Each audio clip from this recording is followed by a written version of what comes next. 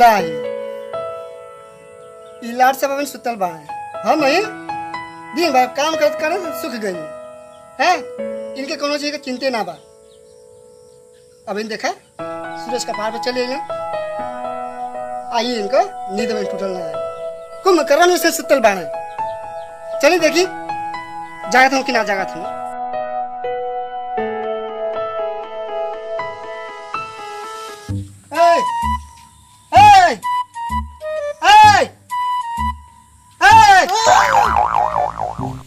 क्या है अब तो समझ में ना आएगा। देखो तो दिन का यहाँ तक निकल गया वहाँ। हाँ अरे भैया 12 बजे का हो तो तुमको समझ में ना आया कि हम कितना खटत बाड़ी है। भैया बैठा बताई क्या कहते वो का भैया इतना मस्त सपना देखत रहनी हो इतना मस्त। हाँ फूल हमारे सपना पे तो पानी फेर देला बताई भैया। हाँ सपना में हम का देखली हो देखली हो अच्छा अच्छा एगो लड़की रहली हो हाँ अब 50 गो गुंडा अच्छा अब लड़किया घेर के छेड़खानी कर लगला सा। अच्छा बा वही समय एकदम अच्छा दिनेश लाल यादव ने रुआ मती अच्छा कूद के गईली हो अच्छा अब 50 लोग इतना मार मरली इतना मार मरली हो एकदम बजरंग बली मती अरे बाप 50 को पता फेंका गेला से यार से वो ना देखा था बा तू निरहुआ बनत था बा। अरे हाँ? चल काम करके ताई कौन खाने के बाद खेत का देखा सपना तो हमारा तोड़ देला हाँ लेकिन अब हम खेत कोट ना जी बराई जा तू जा करके आवा। हम आज निरहुआ भाई का फिल्म लगा लिया निरहुआ चलो ससुराल 2 अच्छा जा थी देखो आ देख के हाँ आ खेते हमारे खाना लेके तू जा कमवा ना करो तो काज खाई बा। अरे भाई तू आवा ना हमारा बड़का भैया तू काम करिया हम खाई पी तुझे। अच्छा देखा देख रहा इनका छोट भाई का तुमको एक समझ में ना आता। अरे यार ई तो लगत कि भैया हमें काम पर लिया जाके मनिया 1 मिनट हमो के आइडिया बहुते मालूम है। ए भैया एगो बात तो है ना बोला खुशी बना ना ना अरे कसम से मारा तू एकदम सलमान खान लगेगा। अच्छा अरे भाई भाई तो इधर गुड़िया दिखा दम अरे मर जाई एकदम वाकई में हो अगर सलमान खान तोर लगा आ जाई ना तो तू तो नहीं बना करवा क्यों वो कौन ओरिजिनल सलमान खान कौन तू सलमान खान बा सही है भैया। ए भैया तू बहुत बात करते तू कमा जा अच्छा ठीक है जाने रे बाबा फिल्म लगला हम देख क्या होता है। सुन हम जाते हैं हां खाना समय से लेके चल खाना हां तू जा हम खाना लेके जा जा जा आज जल्दी से खाइए। हां हां अगर लेट भेल कि ना तो आता है बबरिया खा ले। अरे तो 12 से 3 तो फिल्म ही चली 12 बजे पहले खाना हां तो 4 बजे खाना लेके जा चल के आइए जा।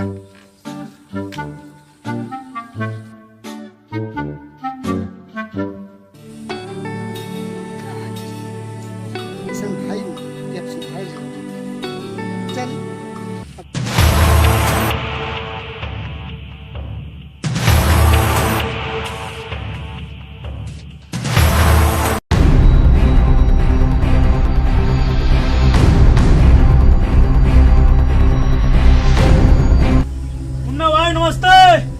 शेरा भाई नमस्ते नमस्ते।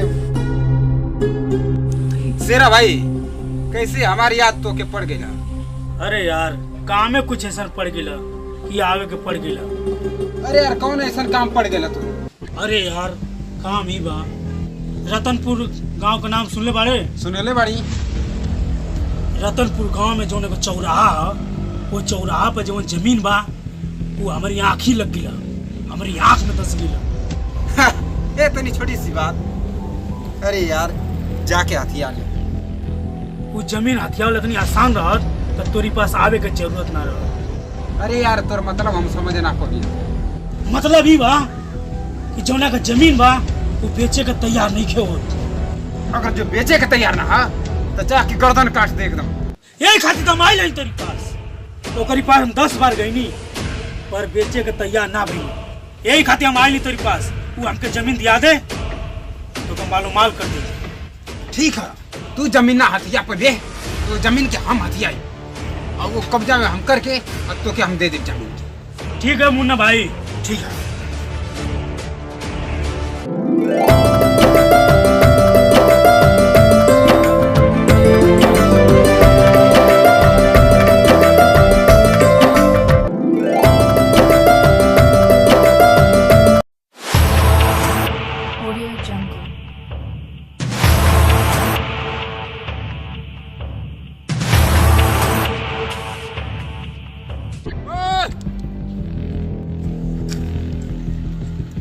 चल ये पर अरे भैया क्या वाला तुम लोग? चल ये पर फटाफट साइन कर। कहाँ ले भैया? साइन कर बताओ थे जब तो के अरे कुछ बताइबा लो। साइन करत हो कि ना करत हवे? कि का? साइन करत हवे कि ना करत हवे? कि का? ये में लिखल बा कि तू अपन जमीन बेच दिले हमनी के। तोर हिम्मत कैसे भाई हमारे पास कागज लगे आई लेकर? ओए खोपड़ी मत सनका यार, चुपचाप साइन कर। चुपचाप भाग जो बाबू, नहीं तो इतना तो के मार मारा तू पहचान में ना आई बे। ओए ढेर बोला ताड़े, साइन करबे कि ना करबे? जबान बंद करा से अपन। ये हमारी जमीन की काऊ नहीं खे। हमारी जमीन के खरीदे के सपना तो अपने मन से निकाल जा सके। तो बेकर मतलब कि तू साइन ना करबे? कहीं आगे तो चुपचाप निकल जा यहाँ से। उस्ताद ई लगत है कि ये तर ना मानी। ना मानी तो अब भी हमें एक बताओ थानी। ले एक कागज पकड़ता। करे बहुत गलत रहले है। कलैया छोड़ दो बाबू, एक किसान खाता है, लग जाई ना माटी मिल जाएगी।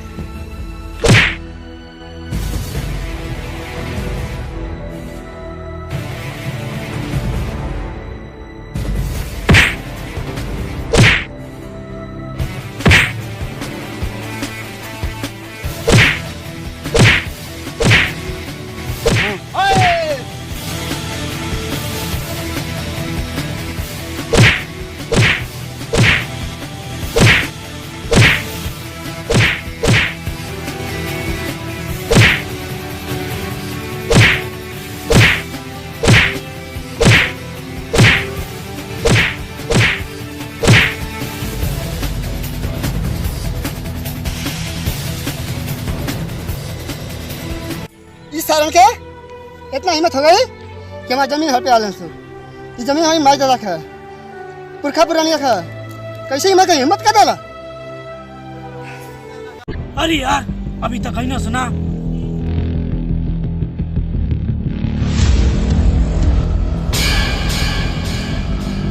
मुन्ना भाई काम हो गई का? अरे शेरा भाई, अरे वो ससुरा इतना मजबूत बा कि हमारे पर भारी पड़ गए बा। हाँ भाई यहाँ सही बात है, बहुत मजबूत है। मजबूत है यानी तो नाकाम हो गए सर। हाँ भाई धिक्कार है तुम पर। अबे इलाका में गर्दा मचूला हुआ सर, बन के फट्टो हो सबे। अरे शेरा भाई हार ना मान ले बाड़ी। पिटा के आगे ले हार ना मान ले।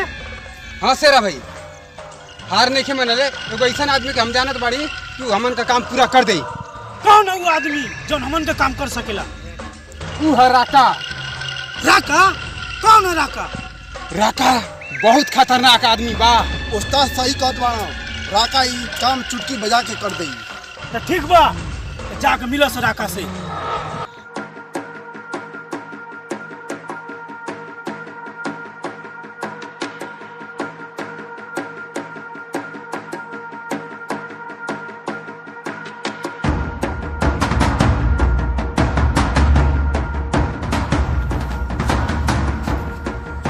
राका भाई, राका भाई, राका भाई।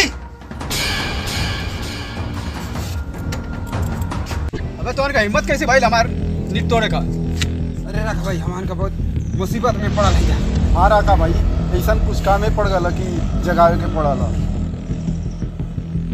बोला से कौन काम है? राका भाई एगो सामू नाम का किसान है, हमन के बहुत मार मरले बा। काहे मरले बा? एगो जमीन बा, वो जमीन का सुपारी हमन का ले लेंगे हथियार खातिर के। तू अपन जमीन नहीं के देख और बहुत मार मरला हमन। हाँ राका भाई हमन का सुपारी ले ले रही जा, लेकिन ये काम में नाकाम हो गई है जा। हाँ राका भाई यही काम पूरा करे खातिर के तुम्हारे पास हमन का आइल बाड़ी जा। ससुरा तो नहीं, हम खैरात में लड्डू बांटत हई जो ना गइला खाए। हम काम पूरा करब तो एकरा खातिर हमके पैसा चाहिए। हाँ राका भाई जरूर दिहल जाए पैसा। ठीक बा, अगर पैसा देवे के तैयार हो सो वो काम हम करब। सुपारी कौन देले रहल? शेरा भाई। शेरा? हाँ शेरा के बोला। हाँ शेरा भाई जल्दी आवा यहाँ।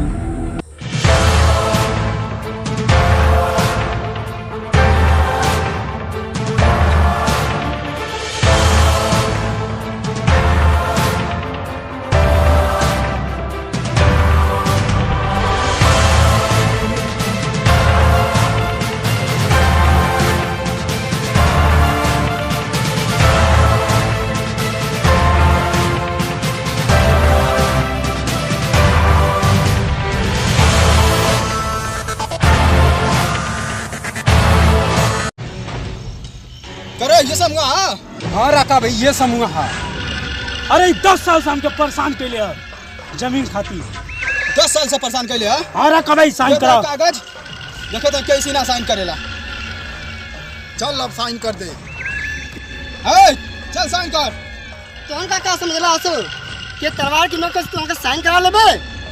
ई जमीन हमारी माई दादा का पुरखा पुरानिया का जीते जी कब साइन ना करा पाई। आज तो के मरे के पड़ी, आज तो के मरे के पड़ी। आज जिंदा तू ना आज बचबे। अच्छा ई का एकर माई और दादा पुरखा पुरानिया आके यहाँ दस्तखत करिया करे के पड़ी। हाँ समूह अगर आप जिंदगी चाहते हुए तो साइन कर दे। ना करब ना करब ना करब, एक बार नहीं 10 बार 100 बार कहते ना करब। अरे आई तलवार काहे के लगौले हो सर। साइन करा साइन करा साइन साइन करा साइन ना करब। एक साइन तो के करे के पड़ी। मो ना करब, एक बार नहीं 100 बार कहते ना करब। तू लगा था जान लेके साइन करवावे के पड़ी। जब तक जान रही तब तक साइन ना होई। जिंदा रह के ना साइन करबे तो गर्दन काट के हम साइन ले लेब। एक छोट छोट टुकड़ा करके एक अंगूठा का साइन लासो।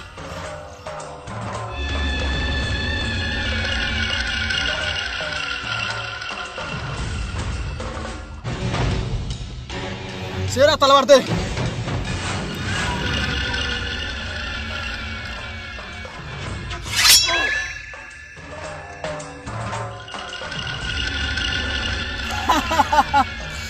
बस एक ही बार में हाँ हाँ करे लगले। गद्दार तुम तो चाहे कुछ भी करला से अपन जमीन ना बेचब। आज साइन ना करबे तो के मरे के तो जरूरी है। गद्दार मर जाए लेकिन साइन ना कर।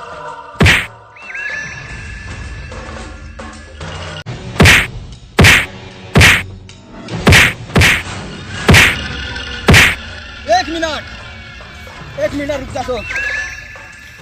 आज तलवार ओकर पेट में उसा सो और अंगूठा लासो।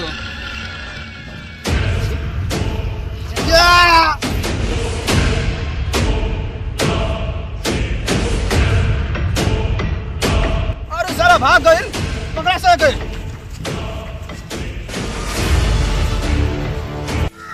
खोजा से कहाँ गइल? आज वो जिंदा बचे ना पावे। हे भगवान लगा था हम ना छोड़े से बचा ला भगवान बचा ला।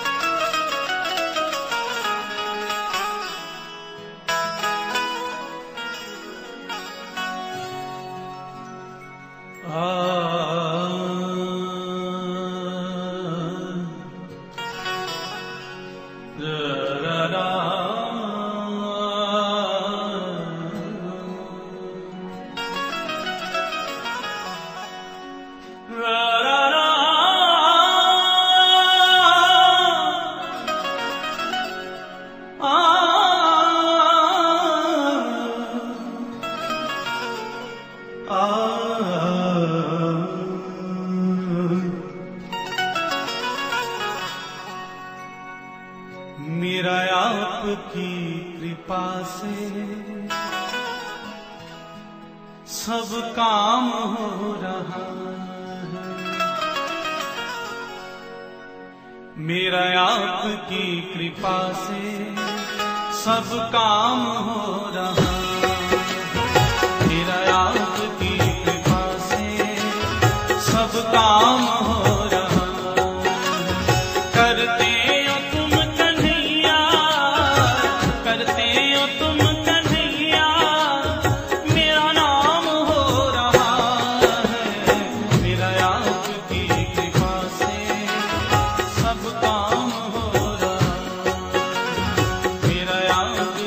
कृपा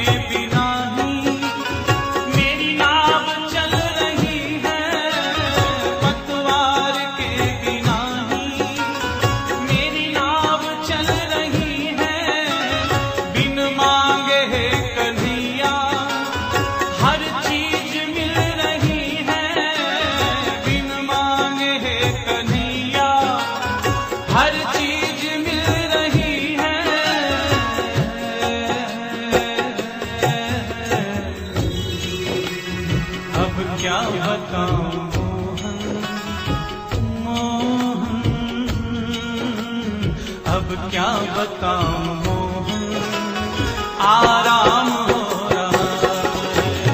अब क्या बताऊं मोहन आराम हो रहा है। करते हो तुम कन्हैया, करते हो तुम कन्हैया, मेरा राम हो रहा है। मेरा राम की कृपा से सब काम हो रहा है। मेरा राम की कृपा से सब काम हो रहा है। मेरा राम की कृपा से सब काम हो रहा है।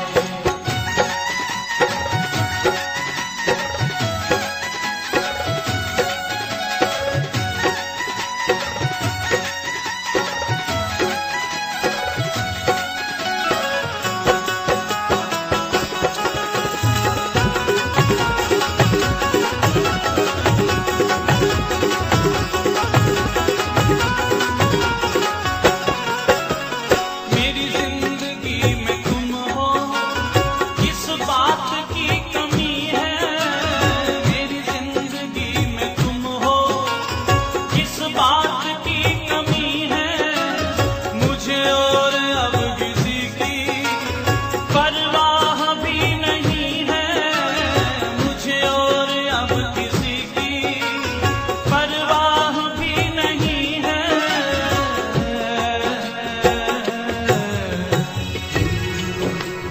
तेरी बदौलतों से, तेरी बदौलतों से सब काम हो रहा है। तेरी बदौलतों से सब काम हो रहा है। करते हो तुम कन्हैया, करते हो तुम कन्हैया, मेरा राम हो रहा है। मेरा राम की कृपा से सब काम हो रहा है। मेरा राम की कृपा से सब काम हो रहा है। मेरा राम की कृपा से सब काम हो रहा है।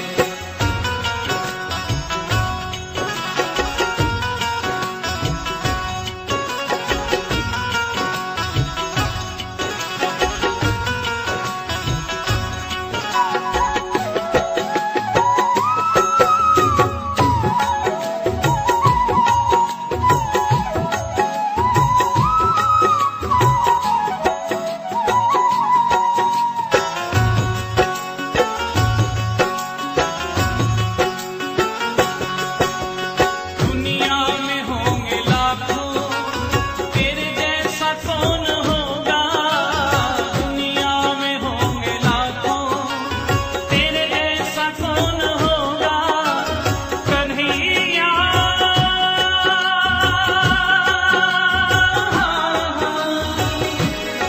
ओ मेरे प्यारे,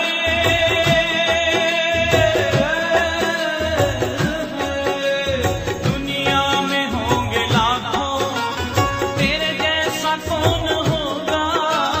दुनिया में होंगे लाखों, तेरे जैसा कौन होगा। तुझ जैसा बंदा परवर भला ऐसा कौन होगा। तुझ जैसा बंदा परवर भला ऐसा कौन होगा।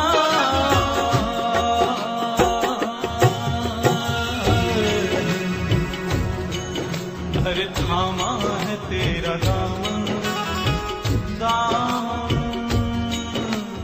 थामा है तेरा दामन, आराम हो रहा है। थामा है तेरा दामन, आराम हो रहा है। करते हो तुम कन्हैया, करते हो तुम कन्हैया, मेरा राम हो रहा है। मेरा राम की कृपा से सब काम हो रहा है। मेरा राम की कृपा से सब काम हो रहा है। करते हो तुम कन्हैया, करते हो तुम कन्हैया, मेरा राम हो रहा है। मेरा राम की कृपा से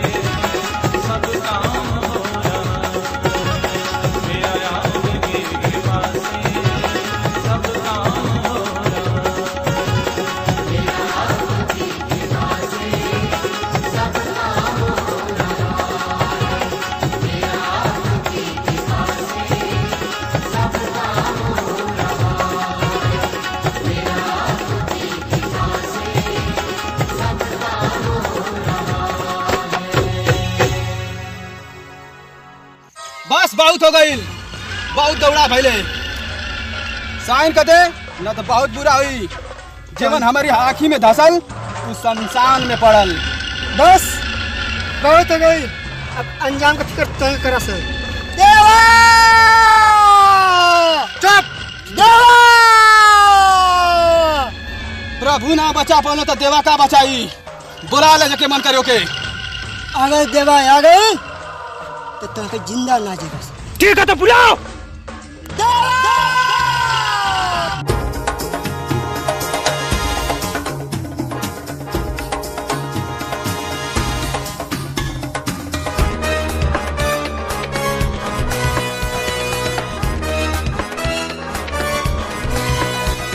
आओ तो हमारे भाई, अब वो कितना रोक के दिखावा सब। मारा सो के।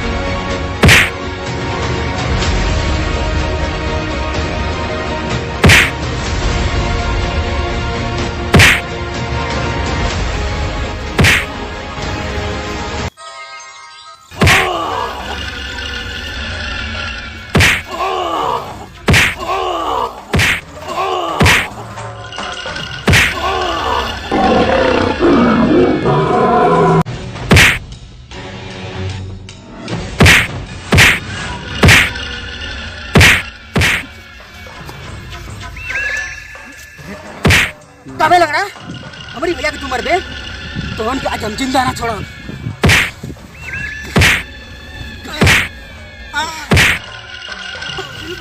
तो उनके हम जिंदा ना छोड़ा।